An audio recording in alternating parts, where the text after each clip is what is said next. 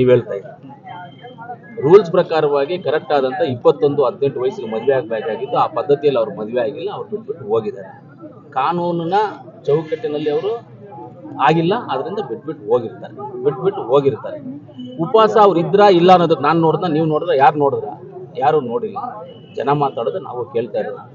ಸುಮ್ಮನೆ ಬಂದ್ಬಿಟ್ಟು ಎಲ್ಲರೂ ಬಂದ್ಬಿಟ್ಟು ಸುಮ್ಮನೆ ಇರಬೇಕು. ಅವ್ರು ಉಪವಾಸ ಇಲ್ವಾ, ಇನ್ನೊಬ್ರು ಎಲ್ಲ ಬಾತ್ರೂಮ್ ಅಲ್ಲಿ ಕುತ್ಕೊಂಡ್ರ, ಇನ್ನೊಬ್ರು ಕೆರೆಯಲ್ಲಿ ಕುತ್ಕೊಂಡ್ರ, ಅದೆಲ್ಲ ವಿಚಾರ ಅಲ್ಲ.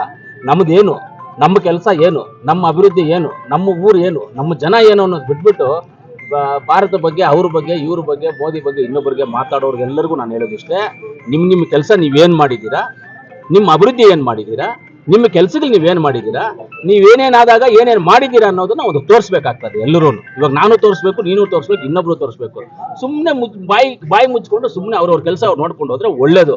ಸುಮ್ಮನೆ ಅವ್ರ ಮೇಲೆ ಇವ್ರ ಮೇಲೆ ಕಾಮೆಂಟ್ ಮಾಡೋದು, ಇದು ಮಾಡಕ್ಕೆ ಹೋಗೋದಕ್ಕಿಂತ ಅಭಿವೃದ್ಧಿ ವಿಚಾರದಲ್ಲಿ ಸ್ವಲ್ಪ ಮುಂದೆ ಹೋಗೋಕ್ಕೆ ಹೇಳ್ತೀನಿ. ಯಾರ್ಯಾರು ಕಾಮೆಂಟ್ ಮಾಡ್ತಾರೋ ಅವ್ರಿಗೆಲ್ಲರಿಗೂ ನೀವು ಹೇಳ್ತಾ ಇದ್ದೀರಿ.